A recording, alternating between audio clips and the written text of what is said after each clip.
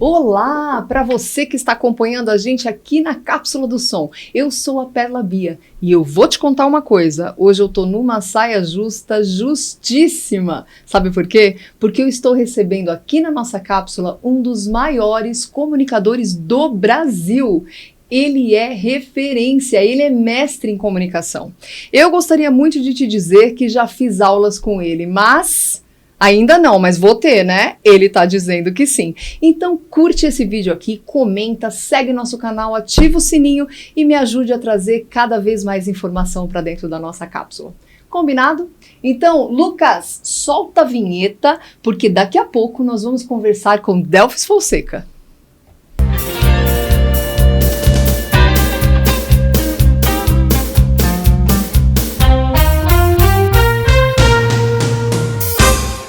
E olha só, eu não falei, era o Delfis Fonseca e ele tá aqui. Troquei de lado.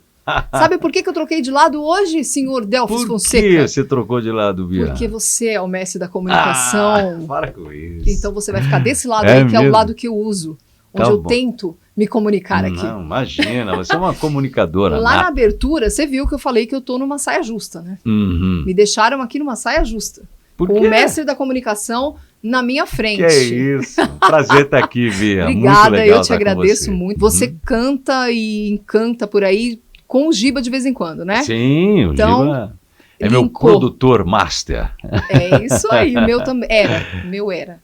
Agora ele é ainda daqui da você- Cápsula do Som, mas como cantora já faz tempo, viu? Ah, mas Faz você canta muito, tempo, canta faz muito. muito tempo. Bela voz.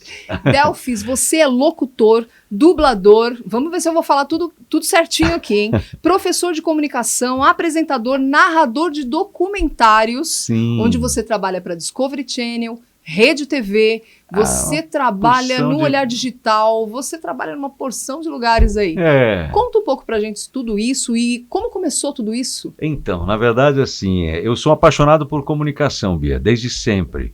Mas tinha uma situação que eu era um dos caras mais tímidos que você podia imaginar. Sempre fui. Não consigo imaginar. Sempre fui. Eu continuo tímido, eu trabalho com comunicação, mas a minha essência ainda é a questão de timidez. Só que a timidez é uma característica que pode te impedir, te travar e tirar as oportunidades que você possa ter na sua vida, né? Porque você Sim. está travado para a comunicação, você trava o seu caminho. A comunicação, eu costumo dizer, é a mais poderosa ferramenta do ser humano. E em qualquer atividade profissional, né? Para qualquer atividade profissional, ela é essencial. E só que eu, com a timidez, eu consegui superar a trava. Ou seja, eu entendi que eu posso ser uma pessoa tímida, mais recatada, mais na minha, coisa e tal, mas isso não pode me impedir de realizar as minhas atividades e de colocar para fora aquilo que eu posso oferecer para as pessoas, que pode acrescentar na vida das pessoas. Sim. E foi interessante porque eu sempre gostei de cantar. A música foi que me conduziu para esse caminho da comunicação. Minha avó cantava demais, minha mãe podia ter sido uma cantora do rádio, sabe? Daquela época brilhante do rádio. Então a gente ouvia muita música em casa. E então eu achava maravilhoso aquela questão de música. E o rádio, né? O rádio brilhava, televisão, os programas de auditório, de calouros e tal. Eu falei, puxa vida, eu podia cantar no rádio, podia cantar na televisão. Só que eu era extremamente tímido. E fui crescendo com isso. Cantava em casa, cantava aí para parentes, pessoas mais próximas, mas via alguém estranho, eu já me segurava um pouco. Aí aos 15 anos de idade, eu fui, minha infância, juventude, eu passei no Guarujá, né? Sim. Eu fui criado ali. E aí veio a cidade, ou foi a cidade, a caravana do Chacrinha. E aí ele fazia uns shows em umas praças, e aí a gente ia cantar nos shows dele. Eram calouros. Eram calouros. Eram calouros. Eu ainda não era. Eu olhava e falei, caramba, eu vou me inscrever nesse negócio aí. Aí acabei me inscrevendo e cantei uma música do Roberto Carlos. E eu fui cantar na praça e quem animava aquela noite era o Francisco Petrônio, que você nem deve lembrar. Ouvi, claro, não, você não viu, mas nem deve lembrar de nome, porque o Francisco Petrônio, apesar de ter feito muito sucesso na música, ele também era cantor e tal, quando ele passou a ser apresentador, ele já estava bem mais maduro e tal, o nome dele já não era um nome de tanta evidência assim. Mas mesmo assim, as pessoas conheciam muito. E eu fui cantar lá no Francisco Petrônio, que fazia parte dessa caravana do Chacrinha. Chacrinha, você lembra, né? Oh. Eu lembro, vou te contar porque, acho que eu já contei aqui para eles. Eu lembro porque meu pai cantava na época e fez algumas participações no Chacrinha. Olha só então, que legal. mas eu era bem pequenininha, viu? É mesmo? Alô, atenção! Chacrinha, velho guerreiro. Bom, aí eu cantei lá, achei aquilo o máximo, mas assim, eu tava quase que petrificado, né? Mas enfim, cantei. Fui lá e cantei e falei pra mim mesmo, pô, você se superou, parabéns, né? Sim. Mas ainda a timidez continuou. Aos 18 anos, eu fui conhecer uma rádio no Guarujá, 17 anos. Eu fui conhecer uma rádio, sentei do lado do locutor, a gente está aqui agora, o locutor estava aqui falando e eu sentei do lado dele. Aí no momento ele falou para mim, Delfis, eu vou abrir o microfone e você vai falar a hora certa. Vamos ver como é que fica a tua voz no ar. Eu falei, não, você não faça isso porque eu não vou falar, eu vou travar. Não, vai falar, não. Uf. Pronto. Abriu o microfone na minha frente, apontou o relógio, aí eu falei a hora certa. Guarujá Paulista, 2h10, sei lá, voz embargada. Mas quando eu falei isso, eu me senti mais poderoso, sabe? Mais um obstáculo que eu tinha rompido. Eu falei, caramba, legal. Aí ele falou, vem aí, de vez em quando você fala a hora certa para mim. Eu falei, ótimo. Fui falando a hora certa e depois eu pensei, caramba, no rádio ninguém tá me vendo. Eu não tenho motivo para ficar nervoso. Ninguém está me vendo, eu vou ficar vermelho, que eu ficava qualquer coisa, eu ficava roxo, nem vermelho era, mas ninguém está me vendo. Eu falei, legal, comecei a gostar da brincadeira. E aí ele falou, eu vou dar um programa para você aí, um programa de 1 hora. É a Rádio Guarujá Paulista, do senhor Orivaldo Rampazzo, foi o primeiro que me deu essa oportunidade, o apresentador era o Tuca Júnior, filho dele. E aí então eu falei, vou gostar dessa história de rádio. Pô, dito e feito, quando eu tive o meu programa, era um programa de 1 hora só, eu fazia imitação, cantava, brincava, fazia paródia, né? Escrevia muitas paródias. E eu virei do avesso, falei, nossa, olha, sou o cara, né? Aí um dia alguém foi na rádio me conhecer e falou, eu queria conhecer o Delfis e tal. Aí eu apareci lá, né? Oi, tudo bem? Prazer. Queria te conhecer por quê? Porque na rádio você era lindo, maravilhoso. Sim, claro. Rádio é assim, tinha imagem. Quem está ouvindo fala, esse homem é lindo demais. Dizer, hoje já é diferente, né? Hoje já as rádios já têm imagem, o que eu particularmente acho que deixa de ser rádio a partir da imagem que tem, porque o rádio é criatividade, você mexe com o lúdico da pessoa, ela quer imaginar aquela mulher linda falando, aquela voz aveludada, ele não quer ver a mulher, ele quer poder imaginar a mulher ideal, né? Assim como os homens também. Sim. Então eu acho que câmera em rádio, eu acho que acaba o rádio, já não é mais rádio. Mas enfim, tudo bem, vamos lá. E aí uma pessoa foi na rádio conhecer um ouvinte, queria conhecer o Delfis, tal, né? Aí vem aquele moleque, né, 18 anos, super tímido. Oi, tudo bem, prazer? Você que é o Delfis? Sou eu. Pô, mas eu imaginava um cara loucão, um cara todo falante, tudo. Aí vem você parece tão quietinho, né? Caramba. E aquilo meio que me decepcionou, né? Porque eu falei, caramba, não tá batendo uma imagem com a outra. Isso me preocupou, falei, caramba, eu preciso melhorar também. Isso foi um desafio para você?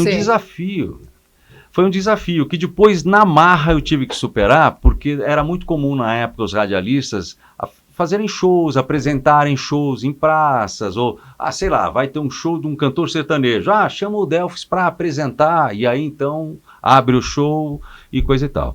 E isso começou a acontecer para mim. Aí eu comecei a ter que me virar mesmo, falar, não, tem que olhar no olho das pessoas, eu falo para pessoas, eu não posso ter medo delas, né? Elas são o motivo de eu existir, então eu não posso ter medo delas. E nisso eu juntei forças, né, do além, com certeza, também, além das minhas próprias, que não eram muitas, E aí eu comecei a superar isso e comecei a gostar e entender a essência da comunicação. O comunicador fala para pessoas. Se não houvessem pessoas, não teria comunicador, porque não haveria necessidade. Então, quem fala para pessoas tem que gostar de pessoas. Então eu digo, um comunicador, um artista, tem que gostar de gente, porque daí o resultado do que ele fizer vai ser uma entrega perfeita, certo? E aí, baseado nisso, eu comecei a reformular minha cabeça e entender essa história diferente, né? Então, primeiro que eu considero a comunicação, qualquer coisa que você percebe por qualquer um dos seus 5 sentidos, para não dizer do sexto, né? Mas vamos falar no 5. Então, tudo que eu registro quando eu cheiro alguma coisa, eu sinto um toque, eu vejo uma situação, qualquer coisa que chega até mim, qualquer informação, é uma comunicação que está acontecendo. Tem um significado. Você não sente um cheiro, você fala, nossa, que cheirinho de mar, nossa, eu lembrei quando era pequeno, eu ia para a praia, tá? Né? Uma pessoa passa com um perfume X, você fala, caramba, imediatamente aquilo te remete a alguma coisa que às vezes a tua memória não vai ser assertiva e dizer o que é, mas aquilo mexeu na sua emoção. E aí depois fala, ai, lembrei, aquilo lá era um perfume que, sei lá, minha tia usava, meu pai usava, meu irmão, meu amigo, sei lá. Então, tudo que a gente registra nos nossos sentidos é um ato de comunicação. Então, todos somos comunicadores, é a essência do ser humano. Se você lembrar aquelas descobertas que os caras fazem, né, dos homens das cavernas e tal, eles entram em umas cavernas que tem lá um desenhinho, né, malemar de um sujeito com uma seta, aí um animal sendo atingido e caindo e coisa e tal. Não existia a palavra, mas já existia a necessidade de se comunicar. Então aquele desenho era para dizer, ó, aqui tinha um cara forte, valente, que sustentava essa família aqui, aí tem aquela familhinha rabiscada, e que precisava caçar para entregar isso para a família e coisa e tal. E isso era uma rotina para ele. E seja lá para quem, ele nem sabia para quem ele ia comunicar, porque ele não imaginava quem poderia, mas ele quis registrar isso como um ato de comunicação, que está na gente desde sempre. Você está querendo dizer, então, que qualquer pessoa pode destravar. Certeza absoluta. E conseguir se comunicar de uma forma... Como você disse no início, todo mundo precisa disso. Um professor precisa se comunicar bem. Um cantor... O cantor não está ali só para soltar a voz, ele está para levar uma mensagem. Exatamente. Então ele precisa saber fazer essa comunicação. Exatamente. Alguém para vender algum produto, para apresentar um projeto, precisa se comunicar. O cara que se comunica bem vale mais. E não se iluda, a inteligência artificial não vai resolver esse problema para você. Hoje me assusta um pouco, não me assusta não vou dizer que me assusta, mas me decepciona um pouco o caminho que as pessoas querem dizer, que hoje você vai apertar um botão, vai fazer um comando e tudo vai estar resolvido. E veja só, a inteligência artificial começou com fotografia, você descreve o que você quer na imagem, começou não, né? Não começou com isso, mas é um exemplo que eu estou dando. Você descreve a imagem que você quer, e aí a imagem aparece. Aí dá 2, 3 opções daquela imagem que você pediu. Agora você não precisa mais pedir. Isso chama-se prompt. Né? Você gera um prompt, que são as informações, para a inteligência artificial te gerar a imagem. Agora não precisa mais. Você mostra uma imagem para ela e outra, e ela vai fazer uma fusão daquelas 3 imagens e vai trazer uma imagem fantástica para você. Ótimo. Que bacana, agora nem mais você precisa pedir. Daqui a pouco você não vai precisar fazer nada e a inteligência artificial vai te entregar tudo. Não vai. Ela vai funcionar até certo ponto, funciona. Não sou contra, eu acho muito legal. Mas as pessoas estão se entregando, tipo, oba, não vou precisar fazer nada, agora eu vou ficar aqui, a inteligência artificial vai me entregar tudo que eu preciso. E eu sirvo para quê? Fala para mim. Exato. Quê? Né? Então não se entrega, não acho que a inteligência artificial vai acabar com a sua profissão, vai acabar com o que você faz. Não vai, só vai acabar se você parar de fazer. Se você parar de fazer e falar, não, estou vencido, aí você está vencido, você já deu o seu destino. Eu tinha realmente a pretensão aqui de te perguntar se a inteligência artificial era um fantasma hoje na comunicação, mas pelo que você está me dizendo, Não. Eu não acredito que seja. Você acha, então, que a pessoa que tiver não tão ligada na inteligência artificial, ao uso da inteligência artificial na comunicação, ela tem mais chances, então, de se destacar porque ela está usando a própria criatividade dela? Não diria exatamente isso, porque eu acho assim, as duas coisas são ruins. Você ignorar que uma coisa que existe, Que é tecnológico. Que é tecnológico e que vai te facilitar coisas. Quer um exemplo? Sim. Você vai gerar um e-book, né? Que é hoje, quem abre o Instagram, você vai gerar um e-book e vender sem fazer nada, você vai ficar na sua casa, eu vou te ensinar automaticamente como tudo funciona. É mentira, não é verdade, isso é mentira deslavada. Tudo vai requerer o seu trabalho, a sua participação, a sua dedicação. Sim. Quem lida com isso sabe, é mentira. No automático, eu deixo aqui e vou pro Caribe, tá? Quando voltar, você tá rico não é pra bem caramba. Assim. Não é assim. Tudo requer uma dedicação. E a inteligência artificial é uma realidade. Porém, outra realidade é que a minha capacidade, a capacidade de quem quiser se empenhar para desenvolver qualquer atividade, vai ser maravilhosa somada ao que a inteligência artificial pode oferecer. Ajuda, claro que ajuda. Você quer fazer um e-book? Você pode chegar no ChatGPT e fazer um resumo lá, malemar, e ele vai te gerar um e-book. Vai. Então, você pode até vender esse e-book, isso é verdade. Se você trabalhar no marketing, né, o Ford já tinha falado, já há anos e anos atrás, se o senhor fosse abrir uma empresa agora, depois que ele já teve muito sucesso com a Ford Automóveis, o que o senhor faria se tivesse $100? Ele falou, investiria $1 em produto e 99 em marketing. Ele tinha descoberto que o marketing é que fazia vender o produto, tá? Então, assim, se você escrever um e-book porcalhão, ali com o chat, sem revisão, sem nada, e colocar para vender, você vai vender. Se você fizer um bom marketing, você vai se vender. Se você fizer um bom marketing, você vai vender. Agora, você prefere vender uma porcaria e ganhar dinheiro, ou você prefere fazer uma coisa digna, respeitosa, você vai falar, eu tenho orgulho do e-book que eu estou vendendo, e também ganhar muita grana, e certamente ganhar mais. O que você prefere? E esses se tornam referências. Né? É claro. Agora, você pode dizer um tema que você quer para o ChatGPT, ele vai te oferecer um negócio, mas ele não vai te oferecer o produto final. Você vai precisar entrar lá, corrigir, arredondar, dar informações para ele do seu conteúdo, e você vai ter um parceiro. É legal. A inteligência artificial pode ser um bom parceiro seu, sim, mas ele não vai trabalhar para você, você não vai com uma chibatinha na mão falar, faz isso para mim aqui, ele não vai te entregar uma coisa maravilhosa que você vai se orgulhar de fazer. Você pode até ganhar grana. Resumindo, não seja preguiçoso. É claro, tem que trabalhar, gente. E trabalhar, hoje também uma coisa que eu acho terrível é que as pessoas acham que trabalhar é ruim, trabalhar é horrível. Nossa, eu tenho que trabalhar.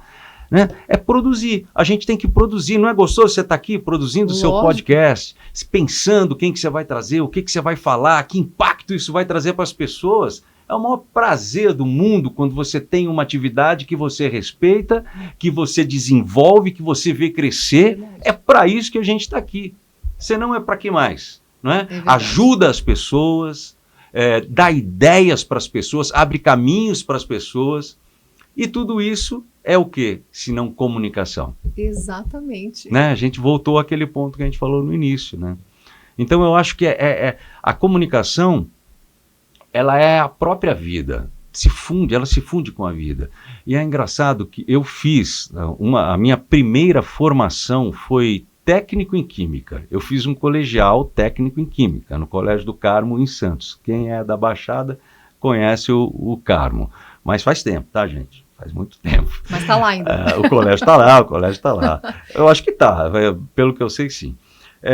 E eu tive um professor que era apaixonado por Química. Ele era isso que eu estou falando agora, sabe? Esse cara que gostava, que fazia, e ele exalava Química. E ele era um cara que, para a época, anos 80, ele era um cara irreverente, um cara, sabe, bem à frente do tempo no modo de dar aula. Era o Patela. Eu acho que ele está vivo ainda e está bem, pelo que me falaram. E ele começou a aula de Química, ele entrou, aquela garotada ali, né, tudo achando que ia pegar poção mágica e misturar nos tubos, ia fazer coisas exuberantes, ele abriu e falou: quem sabe o que é química? Aí ficou um olhando pro outro, assim, meu tal. Deus, tem coragem de responder. Aí ele: tudo é a química! Pá, deu uma pancada no quadro e escreveu: tudo é a química, isso aqui é a química, isso é a química, essa mesa é química, tudo é formado por... E aí começou a falar a respeito da química, e aquilo de uma forma apaixonante, né? E de fato tudo é a química, tudo que é material é a química, né? Não tem como não ser. E aí, anos depois, essa imagem ficou na minha cabeça, e quando eu comecei a refletir sobre a comunicação, naqueles momentos que eu comecei a me entregar para ela, eu cheguei à conclusão que tudo é comunicação naquilo que não é palpável muitas vezes. Às vezes é. Um quadro é palpável, e um quadro é um elemento de comunicação entre o artista e o público. Mas outras coisas não, né? Uma palavra não é, um olhar não é, um aroma não é palpável. Então tudo é a comunicação, porque tudo se comunica de alguma forma. A própria química é comunicação. Quando o hidrogênio se comunica com o oxigênio, duas moléculas de hidrogênio com uma de oxigênio, sai a água. Elas precisam se comunicar. Esse é o termo, inclusive, usado. Sim. E pronto. Então, tudo é a química, mas antes até, tudo é a comunicação, inclusive a química. E aí você começou a entender de química por quê? Porque o seu professor era um ótimo comunicador. Na verdade, não, ele não sabe nada de química. Essa ligação foi ótima. É bem isso, porque ele era um ótimo comunicador. Olha só que amarração legal, né? Então veja como a comunicação ela cria momentos marcantes, ela abre caminhos, ela melhora as relações, assim como piora quando a relação de comunicação é ruim. As guerras no mundo são falta de comunicação. Só isso. Se houvesse uma comunicação assertiva, uma forma de eu penso em você, você pensa em mim, vamos conversar, vamos raciocinar, algo que a gente sabe que hoje é muito difícil, até às vezes dentro de uma família. Sim. Né? O que dirá de países, líderes de outras culturas, uns com os outros, e aquela desconfiança, não, esse cara vai... Né? Então, tudo é falta de comunicação. Às vezes o egoísmo também, sem dúvida, ele sobrepõe a comunicação, né? Então Exato. acaba acontecendo esses conflitos por conta disso. O egoísmo, por exemplo, é uma falha de comunicação. Né? O egoísmo é uma falha de comunicação. Sou eu querendo tudo para mim, sou eu me comunicando comigo mesmo, vendo os meus interesses e pensando neles acima de tudo. Então você vê como tudo, desde os sentimentos das relações humanas, tudo é a comunicação errada, né, que a gente faz. Nós somos humanos, né, não tem jeito, você pode saber todos os conceitos, tudo perfeitinho, e na hora da ação é que a coisa vai se revelar e você fala, poxa, eu tive um erro e eu não me toquei e tal. Mas o importante é sempre refletir, né? Eu acho que essa é a questão, né? O errar, ok, né? Sim. Persistir no erro... aí não é legal. É que é o erro, né? O erro é esse. O erro é esse, exato. O erro é a persistência. O erro não é errar uma vez, não é você patinar, eu fiz um projeto, falhou, mas eu fiz outro projeto e falhou também, eu errei 2 vezes. Não, se você não teve a mesma falha na segunda tentativa, você só fez um erro novo, que vai te fortalecer mais lá na frente quando você fizer a sua 3ª vez, né? E a persistência é um outro elemento que a gente depois pode falar sobre ele, mas é fundamental para a gente chegar lá em algum lugar, né? Exatamente. Ô Delfis, me fala uma coisa, você percebeu tudo isso que você está falando aqui muito jovem? Sim. Já trabalhando no rádio. Já trabalhando no rádio. O que te fez ir parar na dublagem? Caramba, você sabe que assim, a dublagem é outra coisa, porque eu canto, eu gosto de voz, eu observo a minha voz, né? Você canta também, você observa a voz de outros artistas, outros cantores, mas a voz é uma coisa que sempre me impactou. Então, tudo que é relacionado à voz, eu adorava a dublagem, né? Mas você teve uma percepção muito bacana, ainda jovem. Porque você percebeu que você poderia usar a sua voz, que você tinha ali aquele dom maravilhoso da sua voz. Aliás, eu não gostava da minha voz, era um outro complexo. Tá não, sério, eu tinha vergonha, achava que ela soava estranho, que ela era... mas aí também você estava com 15 anos, né? Você estava naquela fase do... Pode ser que você estava com a voz esquisitinha mesmo ou não? Pode ser. É que a voz tem um outro... Eu quero até ser permitido dar um toquezinho para você que eventualmente já gravou já se gravou, já foi gravado em vídeo ou em áudio, e quando você ouviu, você falou, meu Deus, que voz horrível eu tenho, que voz esquisita, como eu falo estranho. Eu vi alguém levantar a mão. Presente. Que é a coisa mais normal do mundo, né? Porque quando a gente fala, a gente ouve a voz da gente de uma forma única. Ninguém no mundo ouve a minha voz como eu ouço.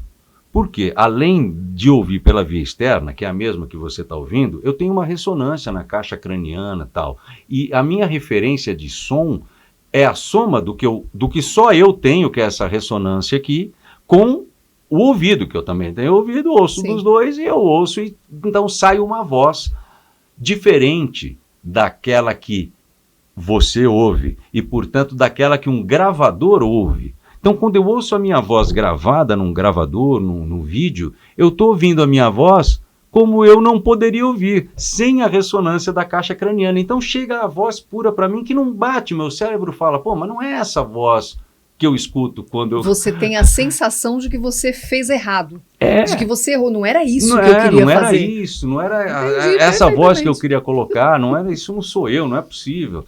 Né? Então é muito comum isso acontecer. Quando você trabalha com voz, você vai ouvindo, então o teu cérebro já fala, já sei, já entendi essa referência, eu vou cancelar, porque agora a voz está vindo de lá para cá. É um ajuste automático que é feito e você então passa a entender melhor a sua voz. Né? Tem gente, o Jô Soares, né, o Jô que já se foi, ele dizia, eu odeio me ouvir, eu não gosto de me ouvir nem de me assistir, porque né, o cara não aceitava algumas coisas. Mas isso é uma decisão que você tem muito cedo. Se você decidir que você não quer se ouvir, eu quero fazer isso aqui, mas não quero nem me ver nem me ouvir, então você vai carregar isso para sempre. E pode não fazer a mínima diferença na sua carreira, essa é a verdade. Sim. Mas eu acho legal quando você vai lá e vai destrinchar, vai entender o porquê, vai ouvir, vai se ver sim, vai entender e aceitar e mudar e melhorar. Eu sou desses, né? Então, no começo você observava o quê? Você tinha o feedback das pessoas. Porque você falou que não gostava da sua voz. No começo era o feedback das pessoas. Não, eu me ouvia. Não, eu me ouvia. Ah, você se ouvia. Eu sou meio masoquista, eu acho, porque eu não gostava, mas eu ouvia. Eu achava assim, eu tenho que ouvir. Como é que eu vou saber o que eu estou fazendo se eu não ouvir? Né? E aí acontecia que aquela mania de perfeccionismo, as pessoas até elogiavam, falavam, pô, que legal, que bacana, mas eu assistia, eu falava, não tá legal, não é isso, precisa melhorar demais e coisa e tal. Né? Então isso é um sofrimentozinho que quem é meio chato, perfeccionista, vai passar sempre. Mas também não sou o único, porque nesse meio tem muitas pessoas que também são assim. Né? Aí você tem que entender que assim, o seu melhor, o que você fizer, vai estar sempre aquém do que você acha que é capaz de fazer. Né? Os diretores de cinema e tal, eles fazem uma filmagem toda programada, tá tudo lá, planejado, tal. Ele fica montando o filme, quando acaba o filme ele assiste e fala, nossa, se eu fosse fazer agora, montar esse filme de novo, eu faria tudo diferente. Ou algumas coisas bem diferentes. Né? Então isso é meio clássico dentro do... Né? Como a música, né? Você montou, gravou, aí teve todos os instrumentos, mixou, tal, pô, legal. Giba que o diga, que está nos ouvindo agora. Não, peraí, vamos voltar, vamos fazer isso aqui, abaixa aqui, levanta ali, e chega uma hora que você tem que entregar o produto, né? E aí você entrega e ponto final. Né? Então, até a máxima que fala que em mixagem, e o cinema diz que em montagem, né, que é a montagem final do filme, ninguém acaba de montar um filme, ninguém acaba de editar uma música. A gente desiste disso. E aí fala, desistir, pega e faz, porque senão eu não vou ficar até o fim da minha vida fazendo. Essa é a paixão pelo que você faz, né? Te leva a essa loucura. A persistência te leva a isso. Exatamente. E como você entregou aquele produto daquele jeito, depois você ouve e fala, puxa, mas eu teria feito isso. Aí você fala, vou fazer um outro trabalho, aí eu vou aplicar esse conhecimento ali, e assim vai, né? Assim você vai melhorando. Vai melhorando os próximos, né? Mas você fez dublagens que eu achei... você perguntou da dublagem. Eu achei todas as dublagens ali no seu Instagram. No Instagram. Que é @... Delfis Fonseca. Delfis Fonseca. Delfis é com PH. Como está escrito PH. aqui, vocês estão vendo aqui. Exatamente. Delfis Fonseca, com PH. É. Você fez Padrinhos Mágicos. As pessoas agora vão ouvir e falar, a voz é dele. Porque assim, a dublagem é uma coisa, como eu te falei, eu era apaixonado desde pequeno por isso, aí a carreira foi indo, eu fui para televisão, depois a gente pode voltar e falar, mas Sim. A dublagem acabou sendo uma atividade que eu comecei a desempenhar, mais recentemente, faz uns 12 anos mais ou menos. Nossa, muito recente. Pois é. Muito o problema recente, de você gente. ter a idade mais avançada é que 12 anos é pouco, né? Eu comecei em 84 na minha carreira, né? Então, faz bastante tempo. E a dublagem eu comecei a fazer efetivamente em 2012, mais ou menos. 2011. Mas o curioso é que em 1985, quando eu vim do Guarujá para São Paulo, vim para trabalhar na Rádio Antena 1, eu dei uma namorada na dublagem. Fui aos estúdios, cheguei a fazer alguma pontinha, alguma coisinha, aí um locutor na época falou, olha, tô vendo que você é jovem, você chegou agora em São Paulo, é melhor você decidir se você quer fazer dublagem ou se você quer fazer rádio e tal, porque essas duas áreas, uma atrapalha a outra. Caramba, eu gelei, né? Eu falei, eu tô chegando agora, tinha 18 anos, tinha recém completado 18 anos. Eu falei, eu não quero chegar já me queimando, né? Então eu vou fazer isso, vou seguir esse conselho, vou optar. E eu optei pelo rádio, porque eu vim para São Paulo para fazer efetivamente rádio. E esqueci a dublagem. Mas aquela sementinha ficou, né? Aquela vontade ficou de fazer, um dia eu vou fazer e tal. E a minha atual esposa me falava, pô, faz dublagem, é tão legal, ela também gosta, né? E eu falei, eu vou fazer. Aí na Vox, uma vez, a Vox é um estúdio de dublagem, onde eu fazia muitas narrações. Porque assim, dublagem é um trabalho de ator. Você precisa ser ator para fazer dublagem. Narração e locução é uma atividade de locutor, de radialista, né? Embora você faça televisão, a atividade chama-se radialista, de um apresentador, né? Agora as coisas vêm mudando bastante, talvez até isso tenha mudado, mas então eu falei, poxa, estava na Vox fazendo narração e o Valvênio na época era o dono da Vox, falou, Delfis, você não faz dublagem, pô? Eu falei, sério? Eu falei, pô, mas é que não é uma coisa conflitante, não trava. Pelo amor de Deus, que isso é bobagem, nada a ver, faz dublagem aí, começa a fazer alguma coisa.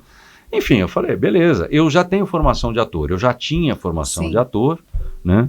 Então eu era documentado para começar a fazer dublagem mesmo. Eu falei, então vamos embora. Aí comecei a fazer.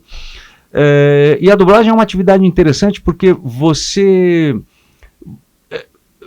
não é nada, eu entendo dessa forma, tá? Eu sei que tem colegas que pensam de outra forma, mas eu entendo que a sua voz isoladamente não é a atração. A sua voz, ela tem um significado porque tem uma imagem lá. Então é uma coisa complementando a outra, né? Eu particularmente acho, perde a magia quando você vê o dublador fazendo a voz de um personagem, você vê ele fazendo a voz do personagem.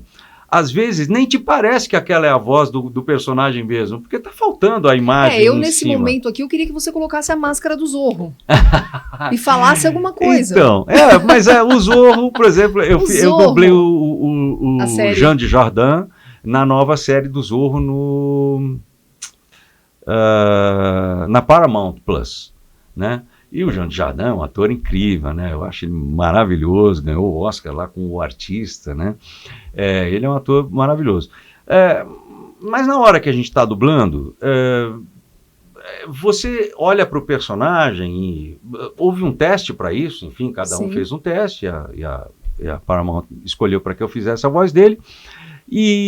Mas você olha e você tem que entender o que aquele ator está sentindo, o que ele está pensando, qual é o macete dele, qual é a graça dele, enfim, né, as marcas que ele tem. Você incorpora um pouco aquele personagem para poder... Sim, claro, não deixa de ser isso, né? Por isso que você também comentou que ser ator É fundamental para você fazer dublagem. Porque, veja, você está representando, você só tem a voz para representar o que aquele ator está fazendo ali, está dizendo ali, está contando, está se expressando. Então, se você não tiver um trabalho de ação interior, que são termos usados no meio artístico e tal, você não consegue chegar lá. Pô, o Jean Dujardin é um cara que, primeiro, para fazer aquele papel, ele pensou um monte, ele treinou um monte, ele passou por laboratórios e coisa e tal. É um baita compromisso você fazer a voz de um cara que teve todo esse preparo, que na verdade você não teve, né? Porque a dublagem tem também esse desafio. Você entra no estúdio, às vezes você não sabe nem quem você vai dublar. Não é o caso da série do Zorro, ou de qualquer outra série. Hoje você vai dublar a série do Zorro. Tá bom, já sei lá que vou fazer. Mas às vezes você entra como um personagem flutuante numa série. Eu fiz The Walking Dead. Era um personagem que... The Walking Dead você entrava vivo e, óbvio, saía morto. Às vezes em um capítulo, 2, 3, às vezes de uma temporada para outra. Sim. Esse meu eu fiz alguns personagens na série. Um deles foi o Tobin, chamava Tobin. Ele durou aí uma temporada e meia, acho. Depois ele teve o destino de todos os outros com os zumbis lá. Mas quando você entra, às vezes, você vai fazer esse cara aqui, o nome dele é Jack, ele é um cara que dá uma brifada muito superficial, porque é tudo muito rápido, é tudo muito corrido. E você tem que ter a prontidão de prestar atenção, entender principalmente como o cara interpretou, o que ele fez, e você colocar a voz naquele volume que o cara colocou, naquela intenção que ele colocou, naquele jeitinho, porque você vai representar a mesma cena que aquele cara representou, só que em português. Então, você tem que comunicar o que ele quis ele comunicou, exato. E ao mesmo tempo fazer uma adaptação para a língua portuguesa, né? Porque o texto, quando ele não é puramente traduzido, por isso que o termo é versão brasileira. Sim. Não é tradução brasileira, até porque você vai traduzir algumas coisas que não vão fazer o mínimo sentido em português, expressões idiomáticas, né? Então é uma versão. E muitas vezes você recebe o texto daquele personagem ou daquela personagem, para quem quiser ser mais técnico, e aí você às vezes muda coisas junto com o diretor. Isso aqui não deu o tanto de batida que precisa, né? A boquinha abriu e fechou mais vezes do que o meu texto em português provocou. Então vamos colocar uma palavra a mais aí, vamos mudar aqui, vamos mudar essa expressão. Então você faz uma versão, mas sempre dando o mesmo sentido ao que a cena precisa, o que a história pede e tudo mais, né? Sim. E é muito legal, porque você faz desenho animado, você falou de Padrinhos Mágicos, né? Padrinhos Mágicos. Você faz lá, o Pai Tempo. E aí você muda a sua voz e aí você fala, olha, deu certinho, casou com o que o ator original fez e casou com a imagem do cara. Porque, às vezes, principalmente em animação, o brasileiro ele tem uma forma de dublar desenho que modifica muito a voz. Os dubladores brasileiros, eles modulam muito a voz. E, às vezes, o americano não. Ele pega o cara com a voz e o cara faz a voz dele naquele bonequinho. Sim. E no Brasil é sempre esperado uma dublagem um pouco mais rica, um pouco mais fantasiosa e envolvente. Então, os dubladores brasileiros são considerados os melhores dubladores do mundo, o Brasil é um dos países que tem a melhor dublagem do mundo, por causa desse jeitinho nosso aí de fazer essa coisa mais vibrante, mais quente, né, nos desenhos, nos animes, que faz um tremendo sucesso, né? Esses desenhos japoneses e tal, tem legiões enormes de fãs, né? Então é muito bacana. E você é excelente. Vou falar aqui para o ouvinte do Cápsula do Som, ele é excelente, porque ele já foi chamado para fazer o Zorro, como você já falou. Uhum. Você já foi chamado para fazer o Pinguim. Não exatamente não o Pinguim. O Pinguim, desculpa, a série, o filme. A série Pinguim. Que é o Pinguim do Batman, né? O vilão lá do Batman. Agora os estúdios estão fazendo esses desmembramentos, né? E séries de um personagem que às vezes era pequeno e ele conta a história toda e vira uma coisa grandiosa. Você era quem no Pinguim? O Luca era um dos caras da família que empregava o Pinguim. E também o Luca morreu, não sei, acho que no 5º ou 6º episódio, né? Porque foi asfixiado lá, enfim, na casa e coisa e tal. E é muito engraçado isso, porque você entra numa série, essas séries que são muito esperadas, né? Pinguim, White Lotus, que estreou agora a 3ª temporada, eu estou lá também, eu faço um personagem chamado Timothy, que é muito interessante, está bem legal a série, na Max. Essas séries que são muito esperadas, é um sigilo enorme. Eu estou falando de White Lotus agora porque já estreou, eu não poderia falar isso há uma semana, porque ainda não tinha estreado.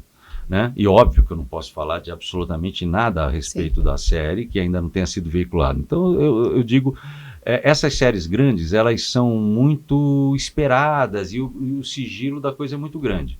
E os estúdios vão recebendo em capítulos e tal, e nem a gente sabe o que vai acontecer no final, só quando a gente grava o último episódio.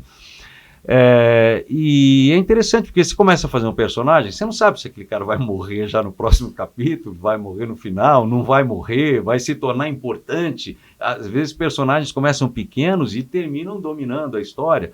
A gente nunca sabe, né? E é uma dorzinha, assim, quando você vai fazer, de repente você ouve um tiro e o tiro é pra você. É pra você. E você morreu. Aí você fala, não era o que eu queria. não era o fim que eu queria. Mas eu já morri várias vezes. O papai e a mamãe lá que tá em casa também, tem uma filhinha, a filhinha já ouviu a sua voz na Moana. Na Moana, Você era o Tautai Vassa, que era o antepassado lá da Moana. E todo mundo falava muito o nome do Tautai Vassa desde do primeiro filme, e ele aparece no segundo, né, dando lá a mensagem para a Moana, para prosseguir, tal, na busca dela e coisa e tal. E é legal, é uma participação, o Tautai Vassa ele apareceu, ele é falado o tempo inteiro, mas ele apareceu efetivamente em 2 ou 3 cenas, mas é uma coisa muito forte, né? Moana eu achei muito bonito, porque Moana fala de alguma coisa que as pessoas hoje já torcem um pouco o nariz. Família, né? Se a gente fala, família é só encrenca, família é só confusão e coisa e tal. Claro que tem confusão na família, mas tem a coisa bonita da família que o filme mostra, que a gente hoje está aqui, você hoje se comporta dessa forma, fala desse jeito, tem essas ideias e usufrui de certas coisas na sua vida, porque alguém antes de você, Exato. Muito antes de você, que você nem conheceu e talvez nem tenha ouvido falar, fez esse caminho até chegar a você, né? E Moana mostra isso de uma forma linda, e eu me emociono até. Porque esses valores de família, hoje já o pessoal pensa, não, tá se perdendo, né? Não sei o que, ela está se perdendo, né? E isso é uma ingratidão tremenda, porque a gente deixa de olhar para pessoas que trabalharam por nós sem que nos conhecesse, e a gente hoje usufrui do que essas pessoas fizeram, mas também isso não importa, porque família é só encrenca, é só confusão, né? Então eu acho que eu vou cortar aqui você um pouquinho, vou fazer uma brincadeira aqui, não é uma brincadeira na verdade, um dia eu até comentei aqui com o Giba já e com o Lucas, eu escutei um depoimento do Leonardo só faz brincadeira, o cantor. Sim, o cantor Leonardo. E ele falou uma frase que eu falei, gente, ele tem razão, é verdade isso. Ele falou o quê? Família unida é uma maravilha. Reunida, a desgraça. Eu falei assim, nossa, acho que ele tá falando da minha. Brincadeira. Mas é claro que tem, não tem como, né? Tem que ter, senão não é família. Lógico, senão não é família. Quer dizer, por que acontece encrenca nas famílias, né? Porque a gente com o familiar, a gente acha que a gente pode falar de qualquer jeito, que, você é meu irmão, caramba, eu posso berrar com você, te xingar e amanhã vai estar tudo bem. E normalmente tá, às vezes não, mas demora um pouco mais de tempo. Mas tem essa história. Esse é o lado ruim, né? Que às vezes a gente não mede o que a gente fala com alguém da família, né? Isso não é legal, mas é o que acontece na maioria das vezes. A gente extrapola na comunicação. Extrapola na comunicação. Muita tinta, muita carga emocional, né? Mas, e por outro lado, você sabe que você tem pessoas com quem você pode contar, pessoas que te amam, tal. Tem família que só briga mesmo, tem um monte de coisa de família? Tem, né? Tudo tem. No mundo tudo tem, né?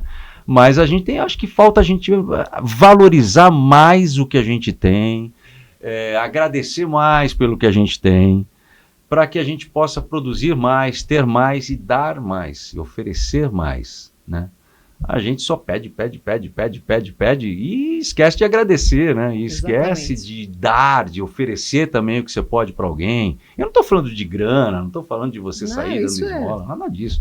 Mas é você dividir as coisas legais que você tem, ouvir uma pessoa que precisa de você e que você nem está prestando atenção, mas ela precisa. E, enfim... E é isso, né? E tudo isso é comunicação. Tudo isso é comunicação. E eu vou deixar aqui para o pessoal procurar também, né, um pouquinho sobre você aí. Legal. Você tem outras participações, One Piece, tem. Futurama, da Disney, né? Acho que é da Disney, né? Futurama é da Disney, tá no Disney Plus. Né? O Som do Caos tá no Netflix. Tá, é um filme interessante. Outro no Netflix, Cartões Postais. Cartões Postais é uma série. 5 de setembro. 5 de setembro, recente. Filmão. Estreou agora, sei lá, acho que 2, 3 semanas, sobre o atentado nas Olimpíadas de Munique, que durou, na verdade, um dia, mas foi uma tragédia, porque vários atletas morreram, coisa e tal, e isso foi meio que transmitido ao vivo de uma forma única lá nos Estados Unidos. Eu faço Jim McKay, que é o âncora americano que transmitiu. O interessante é que eles fizeram uma reprodução sensacional no filme, é incrível mesmo, e eles usaram as imagens do próprio Jim McKay da época na televisão. Então, as imagens que você vai ver o filme, eu já viu, aquele apresentador que está aparecendo toda hora contando sobre o que está acontecendo no sequestro, que chama-se Jim McKay, é o próprio Jim McKay. As imagens foram utilizadas da televisão na época em que isso foi transmitido ao vivo, não foi gravado, eles entravam ao vivo. E é um filme incrível, muito legal para quem gosta desse Você já narrou documentário no Discovery Channel? Bastante. Você lembra de algum aí para passar para o pessoal procurar a sua voz lá? Olha, francamente. Eu lembro que eu gravei baleias, montes, tubarão, a Semana do Tubarão. Mas assim, são nomes diversos, eu não me lembraria agora. Filmes no ID, Discovery ID, por exemplo, aquelas séries de investigação, coisa e tal, vice-versa, crimes milionários, algumas séries, né? Narração é uma coisa que eu gosto muito. E sabe uma coisa legal que você não deve saber, porque eventualmente você não tem essa necessidade, mas eu gravo muito audiodescrição. Audiodescrição é uma faixa, é um canal que você libera ali na hora no aplicativo. Quando você coloca em sons, né, que você vai colocar o idioma, tem a AD, ou DA às vezes, que é audiodescrição, que é o seguinte, é para deficientes visuais. Então, você narra o que está acontecendo no filme e as características de cada personagem que entra. Você fala, pô, mas como você vai narrar se está tendo um diálogo? Nos intervalos dos diálogos, a gente fala. Então, entrou uma moça na sala, uma moça loira entra na sala, escura, ela senta numa poltrona marrom e pega um jornal que está na mesa à sua direita. Aí o outro ator faz o outro diálogo dele e a gente, todos os vãozinhos, tem um jornalista que cria esse texto, um redator que cria esse texto para encaixar nesses buracos, um filme inteiro. Então você imagina o trabalho que é e como tem que ser muito bem montado isso. E aí então esse canal, no caso da televisão, é liberado ali, tem cinemas que tem isso, num fone específico, num canal específico de áudio, e aí então essas pessoas podem assistir o filme, e você fala assim, mas é possível? Aquela falação, ele vai entender o que é? Vai, eles adoram, né? Tem uma lei que isso está tendo que aumentar muito em porcentagem, as produções têm lá uma porcentagem, não lembro exatamente qual é, de filmes que tem que ter esses canais, e diz que a ideia é chegar a 100%. Todas as produções terão que ter isso, e fazem isso em séries, inclusive, não só em filmes, né? Por exemplo, aquela série... como que chama aquela série que o pessoal assalta um banco na Espanha? Caramba, super... Casa de Papel. La Casa de Papel. La Casa de Papel. Toda a série foi feita com audiodescrição, né? Não foi simultânea, ela não foi lançada com audiodescrição, mas depois de um tempo o trabalho de audiodescrição começou e se eu não me engano, toda a série já está com audiodescrição. Então isso é muito bacana, né? É uma forma que essas pessoas... E elas enxergam o filme, elas falam, poxa, eu tô visualizando tudo isso. De outra forma seria impossível, né, de você fazer um filme chegar acessível a essas pessoas. Então isso é muito legal, é um trabalho que é muito gratificante, é muito gostoso de fazer e que as pessoas não sabem que tem. Exatamente, né? Então, eu mesma não sabia. Você vai lá agora no seu streaming lá, quando você colocar em idiomas, a Netflix eu acho que é o streaming que tem mais audiodescrições. Então você vai ver que tem essa linha lá no meio de audiodescrição. Muito legal. Delfis, um jovem que hoje sentiu aí aquela vontade de utilizar a voz como você sentiu quando era jovem. Sim. E que pensa na dublagem. Você já deu uma dica para ele. Uhum. É bom que ele seja ator. Tem que ser ator, né? Na verdade. Ator. E a voz? A voz é muito importante? Não, a voz... Aquela voz mais marcante? Não. É outra coisa. As pessoas acham que quem trabalha com voz tem que ter um vozeirão, tem que ser assim, tem que... Não. Você até pode modular a sua voz. A dublagem te permite criar vários, né? Eu gosto disso, porque eu fazia imitações, fazia paródias imitando cantores. Eu sempre gostei disso. Você pode ou não ter essa característica. Você pode ter a sua própria voz e não modular nada e usar a sua própria voz natural, seja ela aguda, rouca, ou seja o que for, é preciso de todo tipo de voz na dublagem. Entendeu? Senão fica uma coisa monotônica, né? Fica todo mundo, olá, tudo bem? Eu tô bem, você fala, cara, quem é quem? Não sei, tá tudo muito igual. Então é preciso ter vozes diferentes. Então a voz em si não pode ser uma trava para você. O que você tem é que ter uma leitura muito boa, ter uma interpretação legal, aí você vai fazer um curso de artes cênicas e coisa e tal. E aí vai fazer o seu trabalho, que é muito bacana. Eu vi um vídeo seu que eu queria que você explicasse melhor aqui pra gente. Sério? Que vídeo? Hein? Sério. Não tô sabendo. Você fala da diferença, eu queria que você me desse até um exemplo aqui. Fizesse aqui uma participação com um exemplo. Você fala da diferença entre impostação e empolação. Empolação. É antiguinho. É antiguinho, mas esse vídeo eu coloquei recentemente porque eu acho importante isso, né? Bom, eu acho que não é tão complicado de a gente entender, porque a empolação vocal é aquilo quando você tenta fazer da sua voz alguma coisa que você acha que as pessoas esperam de você. O Delfis lida com voz, então ele tem que ter uma voz assim, falar assim, assado e coisa e tal. Então Depois de conversar com o Delfis, eu tô até tentando fazer a mesma coisa, mas está difícil aqui, não tô conseguindo. Mas olha, isso que eu acabei de fazer é a tal da empolação vocal. Quer dizer, é você querer fazer a coisa, colocar a sua voz numa região onde toda a sua espontaneidade, toda a sua emoção, tudo fica achatado, amassado num estereótipo de locutor, que o cara acha que é um estereótipo, porque na verdade não é mais, né? Faz tempo que isso aí já não é mais. Então é você matar as qualidades naturais da tua voz para achar que está fazendo bonito. Então isso é uma falha tremenda, no meu entendimento, tá? Porque a beleza da comunicação é a naturalidade, é a comunicação, eu tenho até um treinamento que chama comunicação de verdade. A comunicação tem que ser de verdade. E se você começa com uma voz de mentira, já não é de verdade, já começou errando. Então se você está tentando imitar Cid Moreira, pode parar. Pode parar, você pode continuar para brincar. Tem vários colegas que imitam artistas, isso é bacana, é divertido, mas para você usar na sua ferramenta natural de comunicação, o melhor é você usar a sua voz, pode acreditar.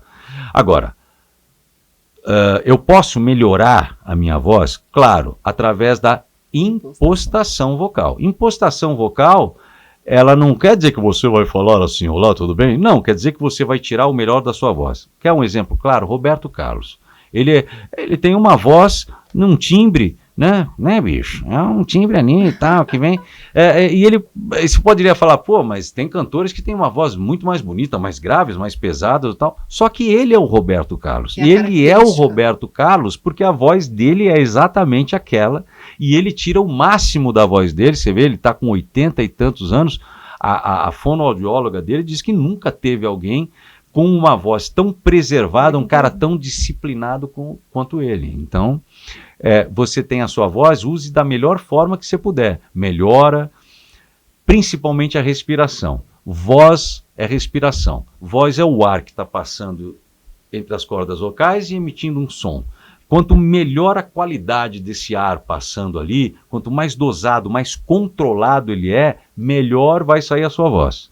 Então, respiração é um capítulo delicado, mas fundamental para você manter a sua qualidade e saúde vocal. Sim. Respirar bem.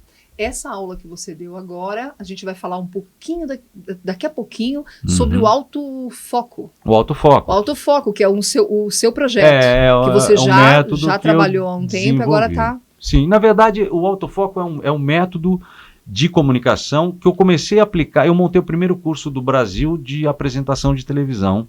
Quando? No Senac, em 89 para 90. Tá. Aí eu criei um método para começar esse curso, porque não tinha nada que eu pudesse me basear, porque não havia um curso desse na época. Então eu montei esse método e eu batizei esse método de autofoco. E nele eu fui colocando todas as experiências de treinar pessoas que eu tive desde essa época. E aí então esse método é o que eu aplico desde sempre. Eu não parei, é que agora eu estou divulgando... Eu sempre usei esse método para pessoas que pretendiam usar a comunicação profissionalmente. Então ele era mais focado para jornalistas, apresentadores, locutores, radialistas, comunicadores. E daí foi expandindo. E hoje eu aplico esse método para quem quiser se comunicar melhor, sei lá, na sua casa, com a sua esposa, com os seus amigos, na sua empresa, porque comunicação é de todos, né? E com a rede social agora, da maneira como ela está se apresentando, teve alguma mudança nesse seu projeto, nesse seu método, na sua maneira de trabalho? Não, na verdade, assim, mestre? O que mudou nisso? Foi que há cerca de, sei lá, 15 anos, 20 anos, quando começou a entrar a internet e quando ela começou, a velocidade dela começou a ficar razoável para você ter áudio e vídeo, as pessoas que me procuravam começaram a ser pessoas que queriam fazer alguma coisa na internet. Então eu entendi que a internet seria um novo meio de comunicação, porque hoje é muito fácil você olhar, ver o que ela é e falar, qualquer pessoa olha e fala, claro, isso aqui é um sucesso de comunicação, mas não foi assim no começo. Sim, era uma coisa era uma incógnita, né? E eu já comecei a treinar pessoas para isso. Então eu falei, isso vai ser uma necessidade, isso vai... Muitos duvidavam, né? Muitos duvidavam que isso ia... Principalmente quem era já dos veículos de comunicação. Por isso que hoje na internet tem muito mais gente fazendo sucesso que não era de televisão ou de rádio do que os caras de televisão e rádio. Porque a gente pensava assim, caramba, eu já estou trabalhando em televisão, já estou trabalhando em rádio, eu vou pôr a minha cara nisso aí, que eu não sei o que vai dar, né? É meio arriscado. E os jovens começaram a dominar porque não tinham nada a perder. Claro, foram os sagazes, espertos. Vou começar a brincar com isso. Eu não tenho nada a perder, eu não tenho vergonha de colocar minha cara. Os caras de televisão tinham vergonha um pouco de aparecer lá e falar, nossa, o cara tá na internet, o cara é da Globo, sei lá, e põe a cara na internet. E eles já conheciam bem a máquina também, né? Como funcionava. Então acabava até duvidando um pouco. Exato. Se aquilo ia realmente... virar uma coisa séria. Não, vou colocar minha cara ali, depois o negócio não vai acontecer nada, e eu fiquei ali, exato, entendeu? Eu defendi algo que estava fora do esquema. Que estava fora do esquema, e então foi muito complicado, viu? Você que não viveu essa época e hoje fala, pô, mas ninguém enxergou isso, é que no começo era mais complicadinho. Mas enfim, aí os jovens não tendo nada a perder, se dedicaram totalmente àquela historinha, né? Com o prazer de quem brinca. Aí que é o lance que eu digo, é o prazer de quem faz aquela história, brincando, feliz, e se divertindo. Isso é legal. E aí então virou esse sucesso e os jovens dominaram essa ferramenta e hoje está todo mundo lá dentro, todo mundo entende que tem que estar lá, né? E lá dentro, como tudo, tem coisas muito legais, tem coisas terríveis, tem golpes, tem uma série de coisas, né? E então cabe a gente filtrar o que vai assimilar disso tudo, mas é um universo muito bacana, você pode tirar Hoje você pensar que você faz alguma coisa aqui que está indo para o mundo inteiro, essa nossa conversa em qualquer parte do planeta que a pessoa quiser, ela pode assistir. Exatamente. Né? Uma coisa que você fala, meu Deus. Né? E o bacana, ela assiste e ainda compartilha. Exato, compartilha, comenta, participa. Exatamente, ela passa para as outras pessoas também. Ali. Então é muito legal, é muito bacana. E assiste de novo também. Sim. Se tiver alguma dúvida. A hora que quiser, né? Tem uma dúvida, volta. Volta não entendi lá, isso assiste aqui, de novo. volta. Mudou muito. Então isso é né? muito legal. Na época que eu dava aula, por exemplo, o aluno levava uma fita VHS na aula. Aí você punha na câmera, gravava na câmera, o aluno pegava aquela fita e levava para casa para assistir em casa no videocassete quando ele tinha um tempo. Hoje você faz tudo no celular, o cara está onde estiver, pode assistir, gravar. Ver. Então esses mecanismos tecnológicos também ajudaram muito no desenvolvimento da comunicação das pessoas nesse processo educativo, vamos dizer assim. Né? E isso tá tudo lá no teu projeto Autofoco? Sim, tá tudo lá. Eu tenho um WhatsApp aí que tá aparecendo aqui para vocês. Sim. Que você pode tirar dúvidas, tem uma equipe que atende, que responde, que explica o que é, né, quais as possibilidades de trabalho que tem ali, enfim. É uma atividade que eu gosto bastante. Então, voltando lá na minha abertura, né, onde eu falei que eu não tive aulas com você ainda, mas você falou que sim, viu? Eu falei que sim? Falou. Você falou que sim. Ele falou, né, Giba? Falou que sim, eu vi, todo mundo ouviu. Então tá bom. Então quer dizer que a pessoa que está, então, gravando vídeos na internet hoje, tentando se comunicar, passar uma mensagem, passar uma coisa bacana, pode procurar o Delfis Fonseca para entrar no programa Autofoco. Sim. Eu trabalho desde desinibição, que é a base de tudo, né? Até o desenvolvimento da fala, enfim, de linguagem, de objetivos. Muito palestrante, eu treino muito palestrante, padre, pastor, político, enfim, tudo que você pode imaginar. Também? De pessoas assim, e muitos, a maioria a gente não pode nem divulgar. Pelo amor de Deus. E coisa e tal. Mas assim, eu treino sempre para o bem. Aí a pessoa faz o que ela quiser com a informação, né? Eu digo, uma mesma ferramenta que corta o pão, sim, pode, né, machucar o cidadão. Mas depende do uso que você faz daquilo. Para mim, a comunicação, e isso é uma coisa que eu faço nos meus primeiros momentos do curso, ela é uma atividade nobre em último grau, né? Eu acho que esse é o objetivo. Então, mas aí cada um também vai acabar seguindo o caminho que quiser, né? Às vezes a pessoa é um bom comunicador, mas ela opta por fazer uma venda fácil de um produto X que é vendido em cima de uma campanha mentirosa. Sim. Isso que é triste, né? Porque você vai fazer uma coisa mentirosa, é uma covardia, pô. Você está fazendo um negócio que você sabe que não vai entregar, ou não vai entregar direito, ou não vai fazer aquilo que você diz que faz, né? Então, eu acho que fica uma a cargo besteira, da pessoa. Poderia né? usar essa para-facilidade da comunicação que tem para o bem. É claro. Ia se dar muito melhor. Ia se dar muito melhor. Ia ganhar possivelmente mais dinheiro, ou mais até, e iria estar legal, em paz, fazendo as coisas direito. Mas parece que nem sempre é assim, né? Para deixar o pessoal aqui com mais vontade de conhecer o Autofoco, me dá mais pelo menos duas, porque eu sei que você tem várias, pelo menos 2 dicas de boa comunicação, além da concentração que eu sei que você indica aí. Olha, eu gosto de falar sempre das coisas que são ensinadas na maioria dos lugares, e eu acho uma judiação, né? Porque não é um ensinamento, é uma muleta quebrada que a pessoa te dá. Não é nem uma muleta boa, é uma muleta quebrada. Por exemplo, se você está com... Você olha para o público ou pede para colocar uma luz no seu rosto, que aí dificulta de você enxergar as pessoas, ou você olha para o vazio e fala com o vazio se você não consegue encarar as pessoas. Essa é uma muleta quebrada em 3 pedaços até, né? Porque então você está dizendo, você pega aquelas pessoas que são o objetivo pelo qual você está ali, as ignora completamente e sai falando e esquece que você está falando com pessoas. Então eu estou falando com o quê? Com quem?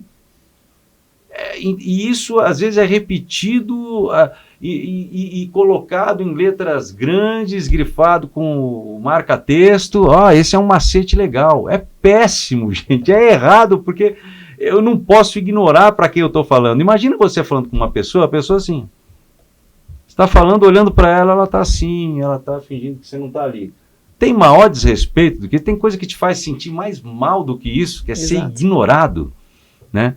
Então, não, primeira coisa, você vai falar com uma pessoa, você olhe para ela, olhe nos olhos dela, são 10 pessoas, se refira a todas, 1 milhão de pessoas, não faz diferença. Você falar para 10 pessoas ou para 1 milhão, só faz diferença na sua mente, na sua cabeça. Se você está se comunicando bem com 10, eu não preciso chegar a 10, se você se comunica bem com uma, aquilo está replicando aquela pessoa que está ali. É 1 milhão, tá bom, não vai mudar. Vai mudar o teu tom de voz, eventualmente, você tem que alcançar mais gente, mas isso não pode te amedrontar, isso tem que te alimentar.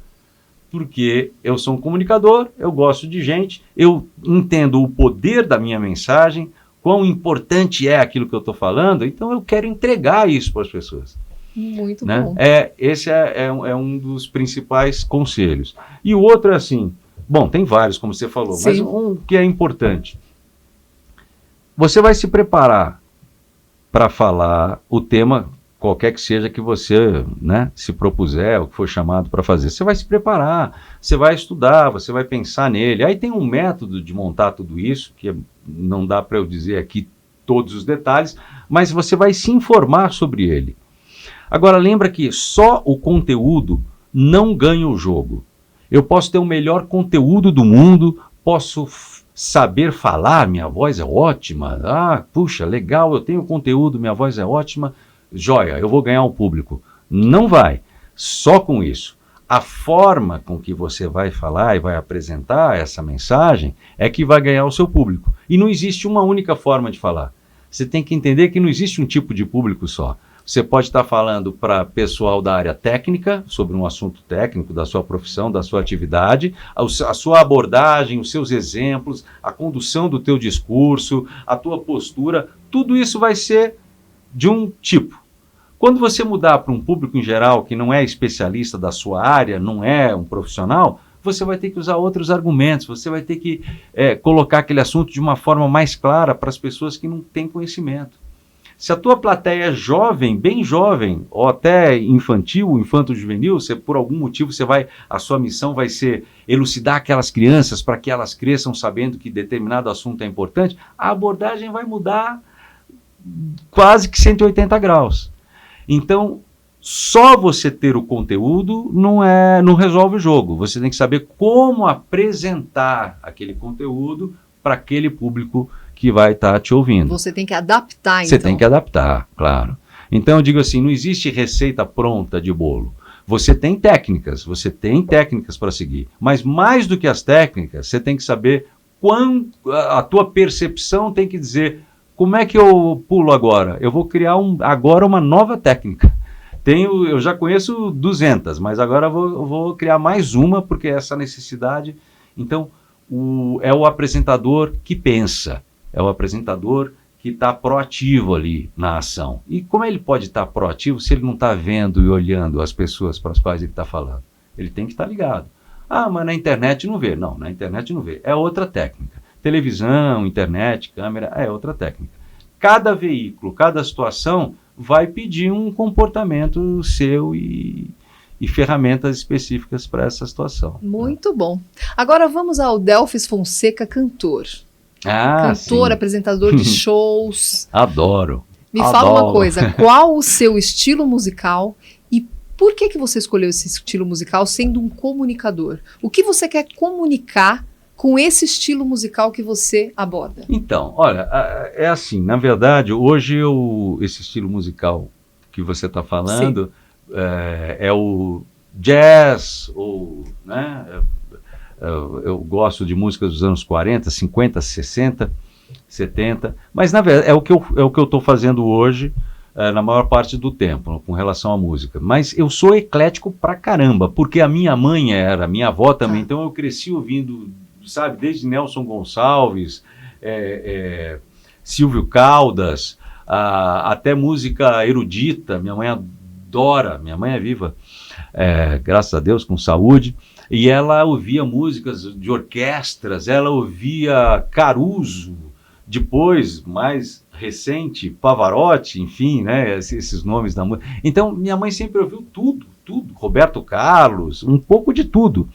Então, eu gosto de todo tipo de música, né, ou quase todo. Hoje tem uns tipos de música que eu não gosto, mas aí tudo bem. Eu acho que é um direito que a gente tem de gostar e não gostar, e eu não classifico isso como preconceito. Sim. Que hoje é uma coisa, né? Você não gosta de uma coisa, é preconceito. Não é preconceito, você só não gosta, né? Você não gosta eu gosto de brócolis, tem um monte de gente que não gosta. Eu tenho um amigo que odeia berinjela. É o Júnior, que eu sei que ele está por aqui em algum lugar. É um direito dele, não é que ele é preconceituoso, que berinjela não rola para ele. Ué. Júnior, não seja preconceituoso com a berinjela. Coitado da berinjela. Então, assim, eu acho que tem coisas que você simplesmente não gosta, mas você respeita quem gosta. Isso vale para pessoas também, para qualquer situação, né? Mas, então eu gosto de todo tipo de música. Agora, é engraçado como esse gênero musical, assim, uma coisa que me marcou muito foram os musicais americanos. E eu falo, são musicais americanos que me marcaram. Ah, mas você é brasileiro, tá bom, e eu não posso gostar de musical americano? Também gosto de música brasileira, mas os musicais americanos marcaram a minha vida. Essa é a minha história, e eu não posso renegar. Eu assistia, na minha época, a Sessão da Tarde, passava filmes de Fred Astaire, Gene Kelly, Frank Sinatra, Elvis Presley. Era uma semana de Elvis Presley, todo dia tinha Elvis Presley, de segunda a sexta. A outra era do Frank Sinatra, a outra era dos musicais da Broadway, aquelas coisas maravilhosas, aqueles filmes incríveis, aquele sapateado que é uma coisa maravilhosa. Minha mãe adorava também explicar, isso aqui é Ginger Rogers, aquele lá é o Gene Kelly, aquele é o Donald O'Connor, e enfim, isso marcou para mim. Então não tenho nenhuma vergonha de falar que eu gosto de música americana, sobretudo dessa época, porque faz parte da minha história. Assim como também fez parte da minha história Jair Rodrigues, Elis Regina, Tom Jobim e outros tantos, Roberto Carlos, pra caramba, Vanderlei Cardoso, Gerry Adriane, ó o Júnior de novo aí, que tocou com o Gerry. Enfim, American Five, adoro. Lógico. American Five, do nosso Giba, que recria aí músicas de várias épocas. Então, tá tudo bem. Eu canto música japonesa, eu canto música italiana, eu canto música francesa e canto música brasileira. Tá tudo bem, né? Por que é que tem... Não, canta música estrangeira. Para mim, nós somos do mundo.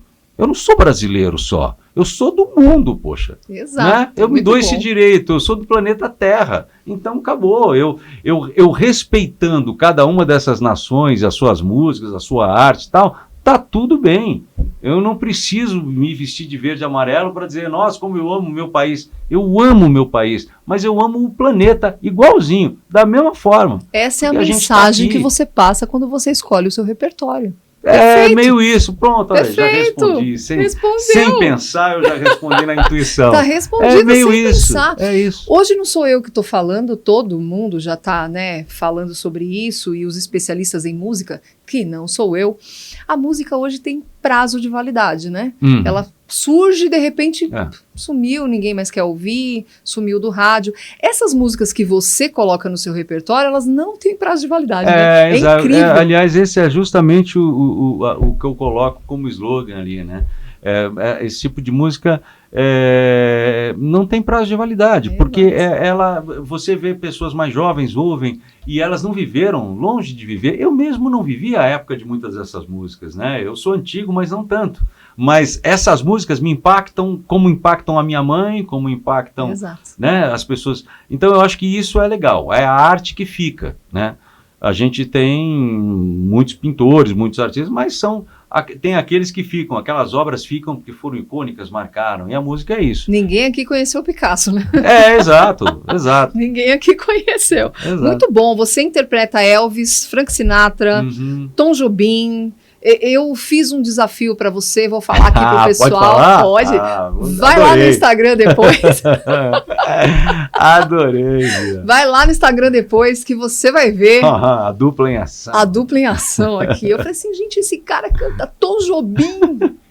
Eu preciso cantar Na com hora ele. do aperto a gente vai cantar. Te coloquei vai numa acertar. furada, Não, teve foi que legal pra gravar caramba. uma música comigo. Não, e o legal que você vê quando é uma música, é um dos clássicos, não vou dar spoiler aqui, acho, né? Sim, não dá não. Mas, assim, Deixa eles entrarem lá no nosso Instagram, @cápsula do som e @Delfis Fonseca. Vai estar lá, exatamente. Vamos fazer uma collab. E aí, assim, como uma música dessas, nós não ensaiamos, não preparamos, a gente se encontrou e falou, vamos fazer. E você vê a riqueza da melodia, as nuances, os detalhes, né? Desde a letra até aquelas melodias, aquela notinha que meio ali, né, dá uma voltinha que você fala, caramba, peraí, deixa eu ouvir de novo, peraí. Acho que não é assim, muito não. legal, não é? Mas tudo bem, ficou bom. Não foi o que eu falei pra você, não é bem assim, ficou mas gostoso, ficou bom, exatamente. Então é gostoso isso, né, quando você vê um trabalho que é bacana. Ah, não, mas pô, tem músicas simples que são bacanas. Claro que tem. A gente não está dizendo que a música tem que ter 200 acordes para ser legal, né? Mas é a música que ela tem um algo mais, né? A música que fica na memória é porque ela tem uma conexão diferente com as pessoas. Aí você fala, não sei explicar. Não precisa explicar. É a tua história, ela marcou de alguma forma, e aí então aquilo te faz bem. Essa explicação já é o suficiente. Pronto, né? É isso mesmo.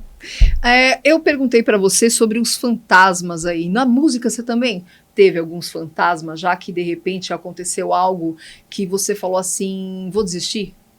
Ou não? Ou você nunca teve nada? Não, mas, claro, a gente tem eu tive, né? Teve uns fantasmas, eu não sei quem são eles, mas eles me afastaram que eu parei em 2012.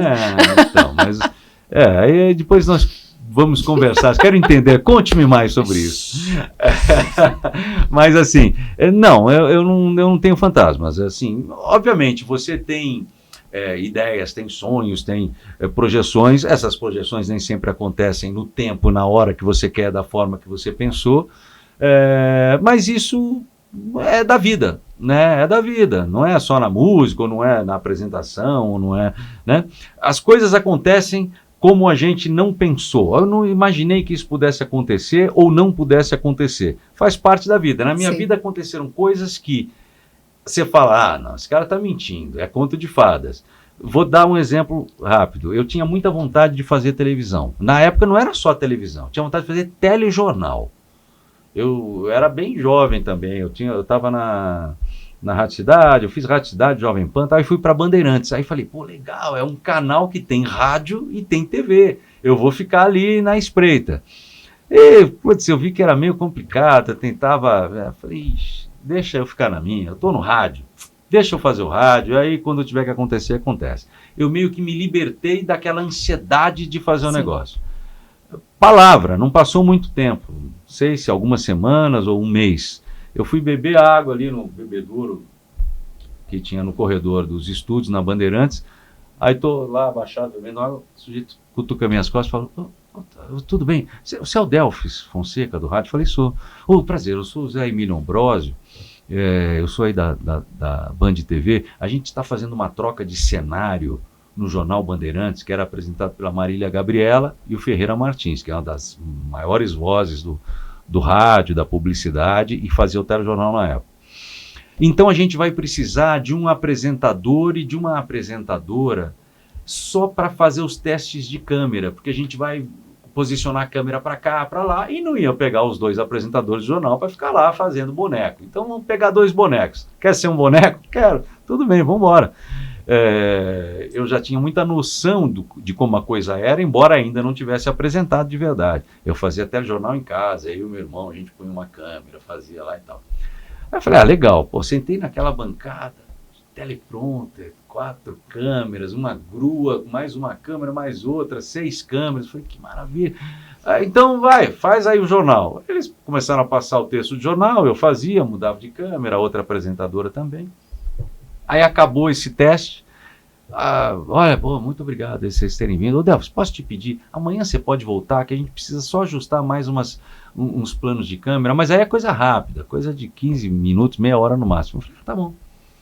Aí voltei. Eu trabalhava na rádio, que era um anexo do prédio ali. Foi tranquilo. Aí no dia seguinte eu voltei. Quando acabou esse outra gravação, ele veio para mim e falou, peraí, você vai falar com o Fernando Mitre, que é o diretor de jornalismo, ele quer falar com você. Aí o Mitre entrou e falou, gostei da tua apresentação, você já faz, está em algum canal? Eu falei, não, eu faço rádio aqui. Quer começar a apresentar o jornal na semana que vem, aos sábados? Eu olhei e falei, sabe, um monte de coisa passou na minha cabeça, pô, quanto eu fui atrás, quanto que eu sonho realizando pensei, e de repente, né, falei, pô, claro, quero. E aí então a Marília Gabriela fazia com o Ferreira de segunda a sexta, e no sábado eu fazia com a Vera Nicareta, que era essa moça que também fez esse teste. Depois disso, eu passei a fazer também no meio da semana, folga, férias, fiz jornal de manhã, de tarde, à noite, fiz coisa pra caramba e me saciei disso. Então, eu esperava isso? Não. Nem na minha melhor projeção eu podia imaginar que iria acontecer dessa forma. Aconteceu. Ótimo, achei legal, tal. Por que eu vou me derrotar? Porque algo que eu pensei que fosse acontecer de um jeito, não aconteceu. Né? Talvez aconteça uma coisa inesperada como essa, para o bem lá na frente, sei lá, né? Então eu não me preocupo muito com isso. Né? Eu não me preocupo muito com isso. Eu vou fazendo e procurando fazer o melhor, enquanto eu tiver prazer, enquanto eu tiver um feeling de que aquilo vai rolar, eu vou fazendo, vou modificando, vou experimentando, né? Hoje. Meio isso. Qual que é o seu sonho hoje? Onde você quer chegar? O que você quer alcançar ainda? Ou já alcançou tudo? Para mim, você já alcançou tudo. Alcancei tudo, né? Primeiro que eu acho assim, e tudo que a gente faz profissionalmente, coisa e tal, é bacana, é legal, mas está longe de ser o tudo que a gente precisa aqui onde a gente está hoje. Né? Mas é claro que a gente precisa fazer coisas e tal. Então, hoje eu procuro fazer melhor as coisas que eu estou fazendo a cada dia, então pretendo dublar melhor, pretendo ser um apresentador melhor, que eu faço vídeos institucionais e tal, um narrador melhor, um cantor melhor. Cantor melhor não tem como. Tem como, não, claro não tem como. Não tem como. Cantor melhor tem, e assim, e tudo a gente pretende melhorar, né? Sei lá, você imagina um grande show com elementos maiores. A gente já fez alguns shows legais no Clube Paulistano, tem uma estrutura boa, alguns outros lugares que a gente faz são legais, mas você imagina mais. Agora, eu também eu deixo as coisas acontecerem com mais calma, entendeu? Sem ansiedade. Naturalidade. Com mais naturalidade, porque eu acho que assim vai melhor, né? Eu aprendi assim, porque essas situações que aconteceram na minha vida, de acontecer uma coisa inesperada, legal, isso já aconteceu no rádio, não foi só uma vez, e eu sou grato por ter acontecido na minha vida. Então isso também me ensinou um pouco vai lá, faz o teu, faz melhor, faz bem, procura se dedicar e também deixa o processo acontecer, né? Mas nunca tá parado, né? Sim. Nunca esperar o processo acontecer parado. Você tem que estar em movimento e aí então as coisas vão acontecer da melhor forma, é o que eu sempre penso, né? Muito bom. Delfis, muito obrigado. Eu que agradeço. É uma honra para mim, né? Falei que eu estava numa saia justa aqui, mas até que não foi tanto. Né? Você é ótimo. Eu vou me despedir agora de todo mundo, me despedir de você, agradecer mais uma vez. Eu espero que você volte outras vezes aqui. Um prazer. A gente tem uma ideia aí, né? Um projeto. Sim. Vamos ver se a gente coloca em prática. Eu vou me despedindo de você. Segue lá a gente nas redes sociais. Vá no nosso Instagram ouvir a nossa música. Isso Vá lá ouvir nossa música. E agora vamos dar um tchau aqui para eles, Delfis. Porque eu preciso agora pegar um papel e uma caneta lá. Porque eu tenho certeza que você, como mestre da comunicação, você ficou aqui dando uma olhadinha nas besteiras que eu estava cometendo. Então você tem muita coisa para falar para mim. Eu vou anotar tudo aqui assim que eu acabar e dar o tchau para todo mundo aqui. Vai lá. Obrigada, gente. Tchau, até mais. Tchau, prazer, Bia.